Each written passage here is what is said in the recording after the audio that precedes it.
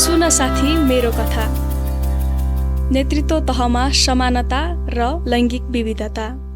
Namaste and welcome to another episode of Suna Sathi Mero Katha, where we share real life experiences of lived people and leadership from diverse communities in Nepal.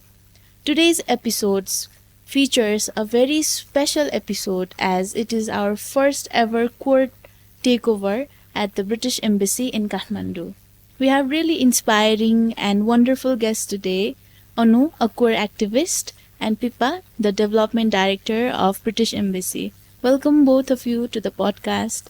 Thank you very much. Before we move on to our discussion, I'm going to do a short, fun segment. We have paper over here. What we are going to do is, I want you to draw something very simple, which you think describes you. It could be a flower, animal, water, anything. And please do explain why. Oh, so fast. No, it's mountains and trees. I'm not a very good artist. Oh, I thought that was flowers. I think we have an artist over here. Putting so much thought to it. Oh, is that a flower? Could you explain why? Why do you think? So I've done a mountain range and some trees because I like to think that I'm down to earth and I want to try to live my life in tune with the planet. So nature means a lot to me. Yeah, okay. मेरो चाहिँ भन्दाखेरि चाहिँ मलाई light चाहिँ एकदम धेरै मनपर्छ अँध्यारो भन्दा चाहिँ। सो सनफ्लावर चाहिँ अब लाइट भएपछि उठ्छ नि त, सनतिर हेर्छ। सो त्यही भएर पनि मलाई अँध्यारो चाहिँ कहिले पनि मन पर्दैन। मलाई सधैँ उज्यालो भइरहेको संसार जस्तो लाग्छ मेरो वरिपरिको सबै वातावरण। So he's saying that he likes sunflower because he does not like darkness in his life and he wants to shine brighter. So he thinks sunflower describes him. So moving on to our first question of the day. So Anu, how did you feel stepping into the post of our development director for the day? And what is something that really inspired you to participate in this takeover? मलाई थाहा पनि थिएन take over भनेको के हो भनेर। त्यस्तै programme केही होला अनि यस्तै एमबीसीको मान्छेहरूसँग बस्ने होला प्रोग्राममा अनि आफ्नो कुराहरू सेयर गर्ने होला जस्तो लाग्थ्यो। अनि मैले हुन्छ भन्थे म फेरि यस्तो अवसरहरू कहिले पनि गुमाउन चाहदिनँ। यस्तो जहाँ चाहिँ कोयर मान्छे नै इम्पोर्टेन्ट छ बोल्नको लागि प्रोग्रामको लागि भनेपछि सायद नाइ भन्नु हुँदैन। जसको रिप्रेजेन्ट धेरै आवश्यक छ ऊ चाहिँ जानु नै पर्छ जस्तो लाग्यो। अनि मैले धेरै कामहरू पनि कटअप गरेर चाहिँ हुन्छ म टाइम मिलाउँछु आउँछु भन्ने। अनि त्यसपछि प्लानमा आएँ, मलाई डेट बोलाउनु भएको थियो यसको लागि चाहिँ डिस्कस गर्नु छ भनेर। अनि मैले थाहा पाएँ कि कोयर टेकओभर भनेको चाहिँ मैले ब्रिटिस एम्बेसीको डेभलपमेन्ट डिरेक्टरको रोल निभाउनु पर्यो एक दिनको लागि। अनि मैले मेरो साथीहरूलाई मेरो अफिसमा मेरो साथीहरूलाई मेरो फ्यामिलीलाई सुनाएँ म चाहिँ ब्रिटिस एम्बेसीको चाहिँ डेभलपमेन्ट डिरेक्टरको रोल निभाउँदैछु एक दिनको लागि म बन्दैछु। अनि मलाई यतिखेर एउटा फिल्मको याद आयो, नायक मुभी छ नि इन्डियाको, एक दिनको लागि प्रधानमन्त्री बन्छ नि अनि होल चेन्ज गरिदिन्छ नि। अनि मैले कन्ट्र्याक्ट गरेँ। अनि त्यसपछि जुन त्यो निभाउने दिन थियो नि रोल निभाउने डे ट्युसडे, अनि म बिहानदेखि एकदम नर्भस त भइरहेको थिएँ तर एक्साइटेड पनि थिएँ। नर्भस चाहिँ अलिकति बढी थियो। मैले उहाँलाई भेटेँ प्लानमा, भेटेपछि एकअर्कासँग कुराकानी सेयर गऱ्यौँ हामीले। अनि मैले उहाँको बारेमा थाहा पाएँ, उहाँले मेरो बारेमा थाहा पाउनुभयो। त्यसपछि जस्तो कि प्रोग्रामहरू एउटा युएनमा भएको थियो त्यो चाहिँ एकदम ठुलो प्रोग्राम हो नि त, किनभने जो पाए त्यही मान्छे त्यो प्रोग्राममा जान र अटेन्ड हुन पाउँदैन। केही भएको मान्छे, केही ल्याकत भएको मान्छे, केही भिजन भएको मान्छे, कोही विचार भएको मान्छे, केही बोल्न सक्ने मान्छे त त्यो प्रोग्राममा अटेन्ड हुन सक्ने हो नि त। सो म चाहिँ उहाँको रोल निभाइरहँदाखेरि चाहिँ मैले त्यो प्रोग्राम अटेन्ड गर्न पनि पाएँ र त्यो प्रोग्राममा धेरै कुराहरू सिक्न पनि पाएँ र आफूले सिकाउन पनि पाएँ। म आफ्नो आइडेन्टिटीमै रहेर होइन, मैले मेरो आइडेन्टिटी नै ओपनली भनेर चाहिँ म लिडरसिप लिन, किनभने सोसाइटीमा चाहिँ लिडरसिप भनेपछि चाहिँ अब मान्छेहरूले यो कम्युनिटीलाई एलजिबिटिक्यू प्लस कम्युनिटीलाई त लिँदैन नि त दिमागमा। अझ त महिलालाई त लिँदैन, पुरुष मात्र सोचिरहेको हुन्छ। लिडर भन्ने बित्तिकै मेल मात्र आउँछ मान्छेको दिमागमा, एउटा पुरुष मात्र आउँछ। महिला ट्रान्स कोयरहरू त छैन कि विकल्पमा मान्छेको दिमागमा। सो यस्तो बेलामा चाहिँ मैले एउटा यति महत्त्वपूर्ण यति ठुलो भनौँ न एउटा पद मैले निभाउनु पदको एउटा त्यो मेरो लागि आफै पनि एकदम ठुलो अवसर थियो र मैले यसलाई भनौँ न एउटा जीवनको चाहिँ कहिले पनि भुल्न नसक्ने चाहिँ अवसरको रूपमा लिएँ। So this was the first ever core takeover at British Embassy. What was your first reaction when Plan International proposed this about the core takeover that it is going to happen, and what did it mean for the British Embassy? Yeah, no, I was really excited when I heard that we were going to do the queer takeover. Last year we were involved as well doing a girl takeover, and that had also been a great opportunity for the embassy to support other voices and more marginalised groups to come in and experience life in the embassy and our jobs. But I felt even happier this year that it was queer takeover, because I'm personally and as the embassy, in my job at the embassy, very committed to ensuring that the most excluded, the groups in Nepal, have opportunity, can take their place in society, can affect change, and that their position becomes easier and more accepted. And I think for queer community and trans men, they have faced particular challenges. So I was really happy to be a part of it. And to find a good day to do it, because sometimes my day is not very exciting. I'm doing emails or internal meetings. So we were able to choose a day when we had some events around 16 days of activism, which I thought was a really good way of doing it, a timing to do it. And it gave Anu an opportunity to attend some events externally, sit in the front row with other ambassadors and take his place. And I sat in the second row and thought, I hope one day there is a trans man sitting in the front row in his own right, not because he has taken over somebody else's job, but because he has the job. So I wait for that day. But in the meantime, this is a really good way of showing how important it is that we have a more diverse representation in leadership positions. Was there something that you found really inspiring with Anu's words, or something, actions that he did during the takeover? So I would say two things. The first was Anu shared his own story of growing up when we were in the clan offices before we went out. I think I'm a great believer in storytelling. It takes a lot of courage to tell a personal story like that, but it is very powerful and impactful. So it was really inspiring. There were hard parts to listen to, as I think Anu has had hard parts of his life, but there were also some really bright moments, finding his community, his sister and his parents, responding to him being on TV, I think, when you were in a competition. So that was really inspiring and really moving. I think the other part was just he's an incredibly articulate person in either language, actually. And I know that my colleagues in the embassy, when he spoke to all the staff there, were very impressed. And somebody joked with me at the end when he summarised a meeting that he did it as well as I would have done. Oh. Like, yay. Yay! So overall, it looks like it was really fun day for everyone. Yeah, it was really fun and powerful, and it matters to do things like this. Since you have shared that before you were not that much confident in sharing your experiences to the world, so how did you feel when you found a platform where you could actually share your voices and it was heard? How did you feel? सानैदेखि पनि घरमा चाहिँ अब कुनै विषयमा घरको कुनै निर्णयमा चाहिँ सल्लाह गर्दाखेरि चाहिँ हाम्रो दाइ भाइलाई, मेललाई, पुरुषलाई धेरै महत्त्व दिन्छ नि त हैन, त्यो निर्णय लिने कुरामा, सहभागिताको कुरामा। तर मैले चाहिँ मेरो फ्यामिलीमा मेरो आमा बुवाले, मेरो कुनै पनि दाइ दिदीले चाहिँ मेरो कुरा चाहिँ लिनुभयो हैन, मेरो कुरालाई पनि समेट्नुभयो, मेरो कुरा पनि सुन्नुभयो, अनि मेरो पनि पर्सपेक्टिभबाट चाहिँ सोच्नुभयो भनेर चाहिँ मैले कहिले पनि फिल गरेको थिएन। मेरो घरमा पनि, मेरो स्कुलमा, कलेजमा मेरो लाइफै त्यसरी बितेको थियो नि त। तर मैले जब यो प्लेटफर्म पाएर ब्रिटिस एम्बेसीसँग चाहिँ भनौँ न आफ्नो भ्यूबाट आफ्नो विचारहरू, आफ्नो कुराहरू सेयर गर्दाखेरि एज अ क्वेयर पर्सन चाहिँ उहाँहरूको काममा चाहिँ कसरी काम गर्न सकिन्छ, अझ समावेशितालाई चाहिँ भनौँ न समेटेर चाहिँ अझ उहाँहरूले प्रोग्रामहरू कसरी लिन सक्नुहुन्छ होइन, प्रोग्रामहरू सेन्टरभन्दा पनि अझ बाहिर कसरी लिन सक्नुहुन्छ।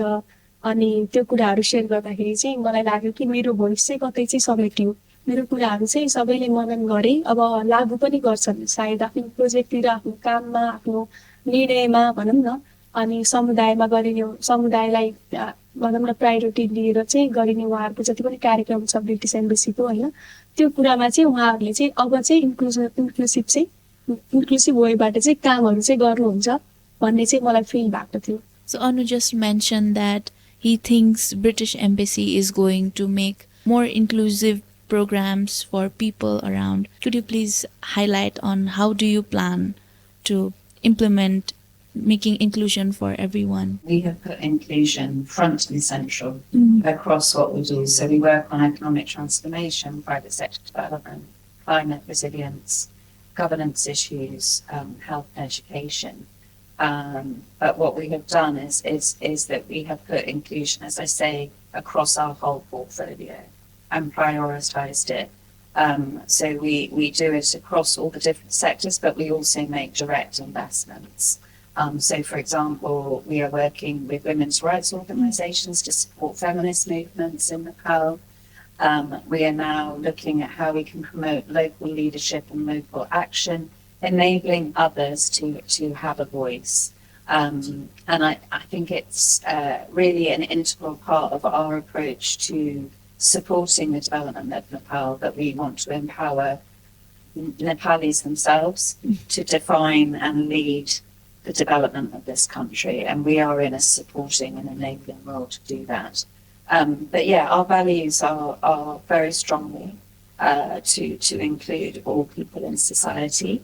So we want our news stories, but everybody's stories to be there, and for everybody to find their voice and to be heard. I had been seeing the post of the takeover, and just seeing the post is just so inspiring, and to be meeting in person and discussing about this, it's really powerful for me and really inspiring as well.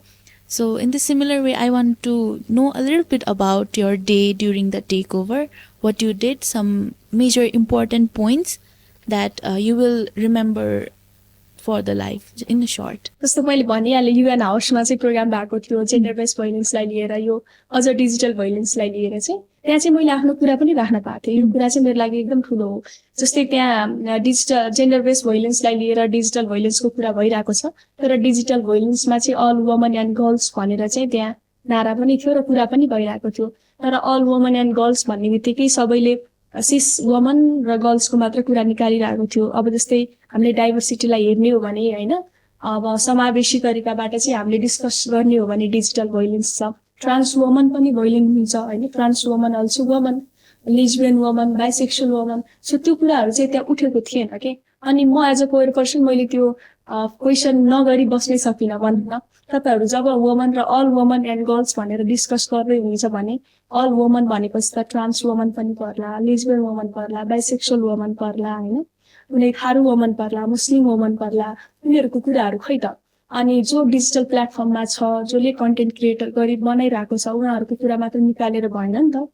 जसले धेरै video बनाउँछ, social मिडियामा हाल्छ, उसले मात्रै violence face गर्छ भन्ने छैन। भिडियो बनाउँदैन तर आइडी मात्र खोलेको छ भने उसले पनि त भाइलेन्स फेस गर्छ नि त होइन। सो ट्रान्स वुमनहरूले चाहिँ उहाँहरूको हाउभाउले गर्दाखेरि, उहाँहरूको भनौँ न एक किसिमले सोसाइटीले जस्तो वुमनलाई डिफाइन गर्छ, ठ्याक्क त्योभन्दा डिफ्रेन्ट हुँदाखेरि चाहिँ उहाँहरूलाई कति धेरै भाइलेन्सहरू फेस गर्नु परिरहेको हुन्छ नि त सोसियल मिडियामा। सो म चाहिँ एम्बेसडरको बिचमा बसेको थिएँ कि मैले कहिले पनि सोचेको थिएन। मलाई थाहा थियो उहाँ जहाँ जहाँ बस्नुहुन्छ त्यहाँ चाहिँ म बस्नुपर्छ, जानुपर्छ भन्ने चाहिँ थाहा थियो।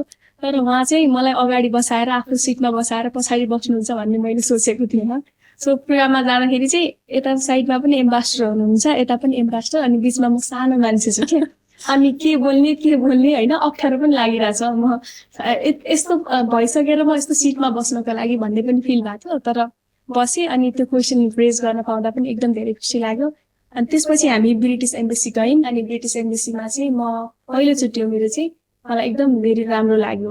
हाम्रो एम्बेसडरज्यूले पनि एकदम राम्रो स्पिच दिनु भएको थियो डिजिटल भाइलेन्सलाई लिएर, अझ वुमन र गर्ल्सलाई लिएर होइन। सो अनि डिजिटल भाइलेन्स या कुनै पनि किसिमको भाइलेन्स ब्रिटिस एम्बेसीमा भइहाल्यो भने चाहिँ कसरी भनौँ न कस्तो पोलिसी छ त्यसलाई कन्ट्रोल गर्नको लागि भन्ने कुरा पनि मैले थाहा पाएँ। त्यसपछि हामीले 10जना के अरे अपाङ्गता भएका व्यक्तिहरू हुनुहुन्थ्यो, उहाँहरूसँग बस्यौँ अनि बसेर चाहिँ उहाँहरूको सबै कुराहरू पनि सुन्यौँ। तर मलाई जति डिटेलली थाहा थिएन अझ यो अपाङ्गता भएका व्यक्तिहरूको इस्युहरू कस्तो छ, लाइफ कस्तो छ अहिलेको, होइन भनौँ न अहिलेको सिचुएसन कस्तो छ उहाँहरूको भन्ने चाहिँ मलाई थाहा थिएन जति वास्तविक जीवन। तर मैले अझ धेरै थाहा पाएँ। भनौँ हेल्थ केयरलाई लिएर कुरा भयो, होइन अब हेल्थ प्रोभाइडरहरू चाहिँ कति प्रोभाइडरहरूलाई थाहै छैन LGBTQ+ कम्युनिटीको बारेमै थाहा छैन, होइन हेल्थ सर्भिस लिन जाँदाखेरि। अनि अपाङ्गता भएका व्यक्तिको बारेमा झनै थाहा छैन, कति धेरैलाई त थाहा छैन। अब अपाङ्गता भन्ने बित्तिकै मान्छेको दिमागमा हात खुट्टा भाँचेको लुडो लङ्गडो मात्रै आउँछ कि, होइन तर यसको पनि टाइप्सहरू हुन्छ भन्ने त आउँदैन, त्यो सम्बन्धी नलेज छैन। अब यौनिक तथा लैङ्गिक अल्पसङ्ख्यक समुदायको मान्छे भने नि झ्याप्प दिमागमा के आउँछ भने चाहिँ केटा जस्तो मान्छे अलिअलि केटी जस्तो भएको, केटीको लुगा लगाएको भन्ने मात्र आउँछ क्या।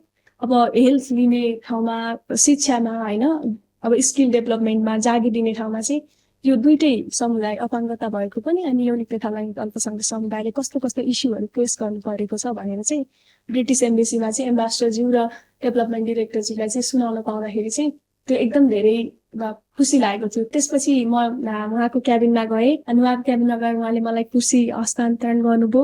म उहाँको कुर्सीमा बस्न पाउँदाखेरि पनि एकदम धेरै खुसी लागेको थियो। कुर्सीमा त धेरै बसिन्छ नि त नर्मल, अब अहिले पनि कुर्सीमा बसेर आउँछु, म अफिसमा पनि कुर्सीमै बसेर आउँछु, तर कुन कुर्सीमा बसेको छु भन्ने त डिपेन्ड गर्छ नि त, होइन सो अहिले म कुन कुर्सीमा बसेको छु, यहाँ एउटा उत्तर दिने मान्छेको कुर्सीमा बसेको छु, मेरो अफिसमा एउटा वर्करको कुर्सीमा बस्छु म, होइन अनि जस्तै उहाँको क्याबिनमा त म डेभलपमेन्ट डिरेक्टरको कुर्सीमा बसेको हो नि त। सो त्यो कुराले चाहिँ फरक पार्दो रहेछ क्या। सो त्यो पनि मेरो लागि एकदम धेरै खुसीको मोमेन्ट भयो। In overall, if you have to give a message to people like you who look up to you, what message would you like to give to motivate them? म आफै अब कस्तो मेसेज दिन चाहन्छु भने म मेरो साथीहरूसँग बसेको बेला चाहिँ मेरो साथीहरू जस्तै यो समुदायको साथीहरू LGBTQ+ समुदायको साथीहरू चाहिँ एकदम होपलेस छ कि, उनीहरूलाई एकदम होप गुमाएर बसेको छ। जस्तो नेपालमा हाम्रो लागि केही पनि छैन, समाजमा हाम्रो लागि केही पनि छैन, कसैले हामीलाई जब दिँदैन, हामीले राम्रो शिक्षै पाउन सकेनौँ, होइन आफ्नो आइडेन्टिटीको कारणले, आफ्नो सेक्सुअलिटीको कारणले, जस्तो हामीले राम्रो स्वास्थ्य सर्भिस पाउन सकेनौँ, हेल्थ सर्भिसहरू पाउन सकेनौँ। त्यो मेरो आफै पनि एक्सपिरियन्स छ, मैले पनि पाउन सकिनँ, होइन पछि फ्यामिली एक्सेप्टेन्स पाउन सकिनौँ, साथीको एक्सेप्टेन्स पाउन सकिनौँ, होइन जो छ त्यो भनेको एउटै समुदाय मात्रै छ। अब समुदायभित्र पनि धेरै राजनीति चल्छ, होइन त्यो त हरेक ठाउँमा हुन्छ। मैले पाएको यो अवसर उनीहरूले पाएको भए उनीहरू होपलेसै हुँदैन थियो नि त। सो के मेसेज दिन चाहन्छु भन्दाखेरि चाहिँ जस्तो तिमीहरू चाहिँ अब होपलेस भएर बस्नु हुँदैन। समुदायको साथीहरू, म जस्तै ट्रान्स साथीहरू, होइन अरू क्वेयर कम्युनिटीको फ्रेन्डहरू चाहिँ होपलेस भएर चाहिँ नबस्नु, होइन तपाईँहरूले आँट्नु भयो भने, तपाईँहरूभित्र आफैमा विश्वास भयो भने मैले गर्न सक्छु है, म पनि यही सोसाइटीको एउटा हिस्सा हुँ, यही देशको नागरिक हुँ भन्ने तपाईँले ठान्नु भएको छ भने चाहिँ भोलि तपाईँलाई पनि एकदम धेरै अवसरहरू आउन सक्नुहुन्छ र तपाईँले पनि लिड लिन सक्नुहुन्छ भने। There are many people listening to this podcast who have still not been able to raise their voice properly. So what message would you like to give them about leading in this platform and having the courage to step into some new spaces? I mentioned earlier about confidence. I think that's the hardest part in some ways, to find the confidence to use your voice. I think the first thing that I would say is just try. Often the first time you speak up, it does feel very frightening, but you do get used to it. And also to find your community, to look to the people around you. If you don't have support directly from your family or some of your immediate surroundings, then look further to find your community, because your community is out there and they will give you the support and the courage to be able to speak up. And maybe my final message is that if all of us don't speak up, then things won't change. So we all have a part to play, and your part could be small or it could be big, but play your part and together you can make a big difference. Yes, surely. So we are almost to the end of our podcast. Before I wrap up, I am going to make you do a small fun segment again. I have 2 pieces of paper over here, which is how are you feeling? So you just have to make an emoji of how are you feeling right now. I think I'd like to participate as well.